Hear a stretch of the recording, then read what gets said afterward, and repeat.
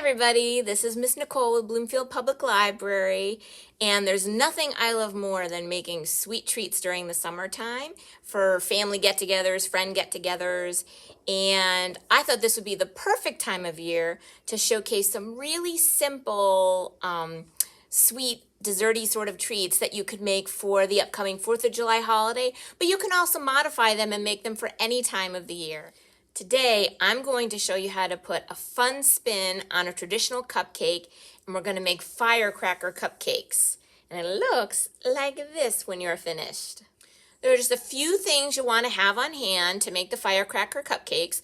Of course, you're going to need to make cupcakes. So you can pick out the cake mix of your choice from the store, but to have some real fun with the firecracker cupcakes, you should pick out a plain white cake mix, not yellow cake mix, not vanilla cake mix, but white cake mix.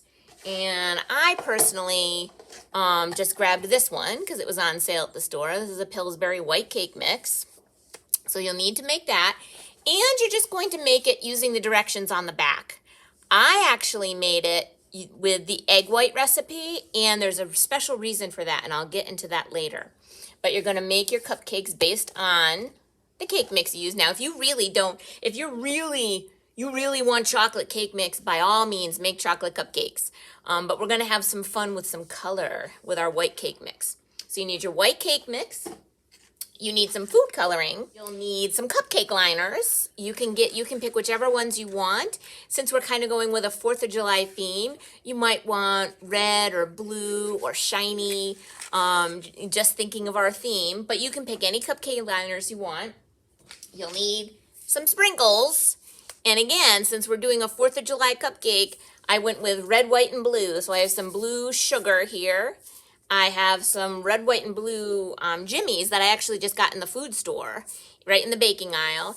And I also have some little red nonpareils with little red candies, the little balls. And last but not least, and this might be the trickiest ingredient to find, you need a special kind of Twizzler.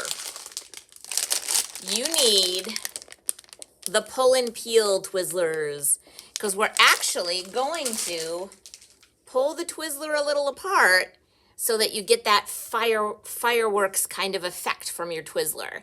It won't be as easy to do that with a regular Twizzler. You need the pull and peel Twizzler. So that's what you need to get started. So now, let me show you how we're going to put this all together. Now, as I mentioned earlier, I made my white cake mix using the instructions on the back for the egg white recipe. And the reason I did the egg white recipe is not because I was watching calories, because cupcakes are cupcakes, but because when you are coloring something, you want it to be as pure to begin with as possible. If you used the full egg recipe, which you can, a full egg has an egg yolk. And what color is an egg yolk? Yellow. So if you use full eggs and do that version of the cake recipe, your cake mix, even though you've bought a white cake mix, will be a little yellow. And when you add food coloring to those, there's going to be a little bit of a change in how the color appears. If you add blue to a yellow cake mix, it might have a little bit of a green tinge to it. Yellow and blue make green. If you have a white cake mix and you've done just the egg whites, you're really starting from a white base, and the color is going to be more what you expect, and it'll be a little richer. So that's why I use the egg white recipe. So now I have made my white cake mix.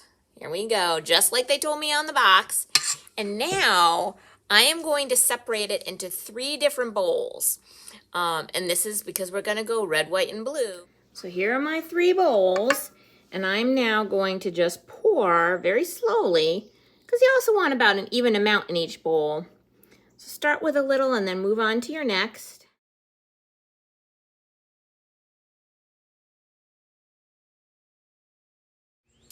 Now what you're going to want to do is to color all of those the 3 bowls that we separated. One is going to stay plain. One is going to stay just white cake mix, because we want our white. But we also need red and blue. So we're going to add 10 drops of the blue to one of the bowls and 10 drops of the red to the other one. Now, you want to be careful with red. It's tempting to put lots of red in there to get a really rich red color. But red, of all the food colorings out there, has a tendency to put almost like an unnatural chemically sort of aftertaste into foods. So you want to be a little conservative with how much red you use, even if it's not the brightest red that you imagined it would be. And when you're done mixing, you should have a very nice, rich, reddish pink sort of color for your red, and you're going to have a nice sort of robin's egg blue for your blue.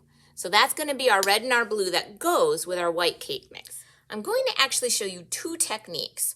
One technique requires that you have a little tool, a gizmo gadget.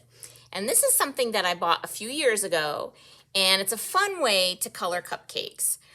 So it looks almost like a pinwheel. When you take it out of the package, it looks sort of like this. There we go. And what you do is you insert it into the cupcake liner, and then it allows you to put different colored cakes into the different sections. But there's an even simpler, fun way to do it, and I call it the tie-dye method. And you're going to layer the different colors into the cupcake liner. And when it comes out, it's going to be sort of a tie-dye swirled pattern, which I think is a lot of fun too. And it's actually easier than trying to use something like this, especially since most people don't have these lying around. But I did want to show you how to do this method. Some people will create their own sort of pinwheel to block off the colors in the cupcake liners, but that's not necessary. I think the tie-dye way is the way to go, but I will show you this way too, just so you know that there's another way to do it as well. Now in the first method that I told you I would show you, we're going to do the pinwheel. And basically, it's got a little knob at the top. You can see me holding it. So this is how I'm going to place it inside, just straight in to the cupcake liner. And now we are going to actually fill each of these sections with a different color. Since it's 4 and I only have 3 colors, I think what I'll probably do is 2 reds and 2 blues and just put them on opposite sides of each other. Okay, so I'm going to take my red first. Just going to take a spoonful's worth and just drop it in a little bit. I'm going to do that the same on the other side. Right across from it. A little more. And now I'm going to get my blue. I'm going to do my blue in the other 2 spots.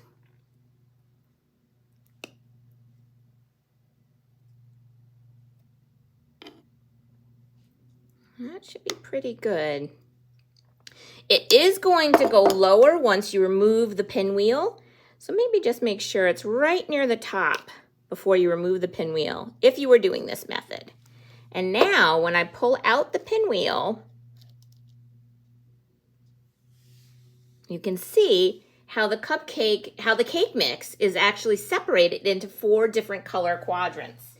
Now the tie-dye method is one that I think is even simpler. You're basically layering colors on top of each other. So I'm going to start with our plain, or just the white batter.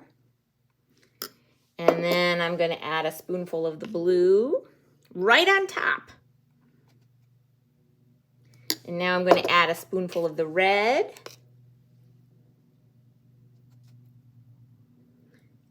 And then maybe just a little touch of the white one more time. You don't want to go too high or you're going to overfill. And just like that.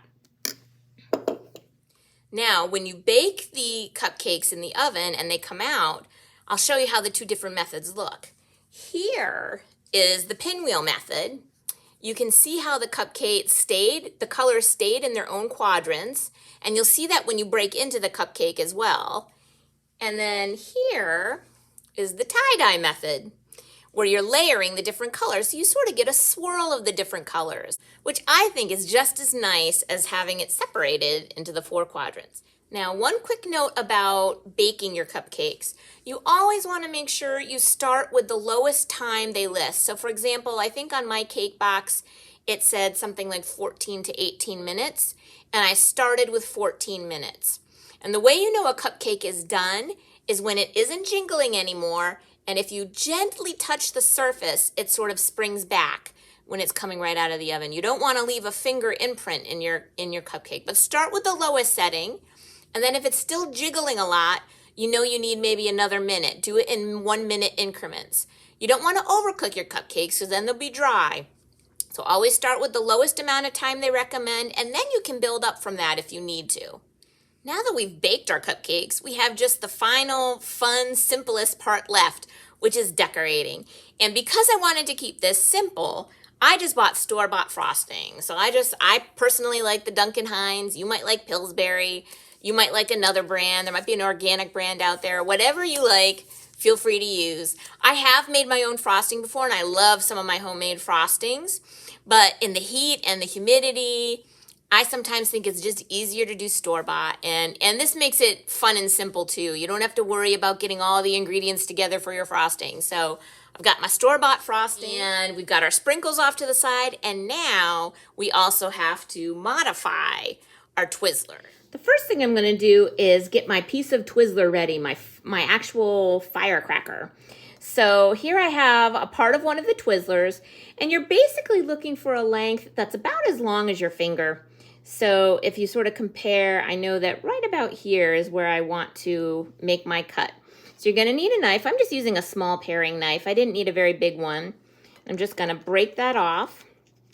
And now you are actually going to not peel them all the way down, but maybe about halfway, because you're going to have some part of the Twizzler you stick into the cupcake.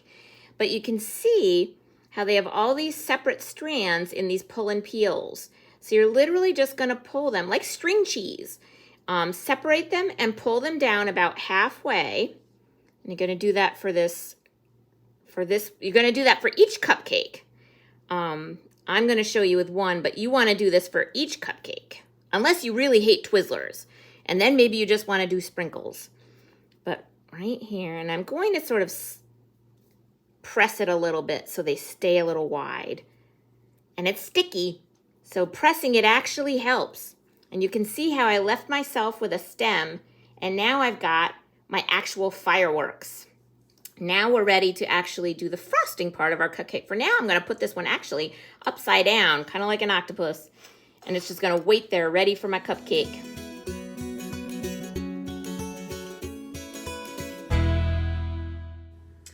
Here's our cupcake again. I'll show you from the side so you can see our fireworks sticking out through the top. Looks pretty good to me. I will give you one little tip. When you're decorating with lots of different sprinkles and shots, it can be actually handy to use some extra cupcake liners, because sometimes pouring it out of the bottle, you get too much or too little. But if you're working with lots of different ones, use different cupcake liners and pour some of the sprinkles in each of those, and then you can use your fingers to pull out just little bits of whatever sprinkles you want. And that's a way to control what you're putting on top of the cupcakes. So now I'm going to show you what the inside of the cupcake looks like too, so you get that one final shot of our beautiful firecracker cupcake. So here again is our firecracker cupcake, and if we open it up, I'll show you exactly what it looks like from the inside. And you can see all of our swirls from the tie-dye right on the inside. And then, of course, our firecracker that we actually pushed in. So I hope you give this one a try. It's a really fun way to spruce up a normal cupcake.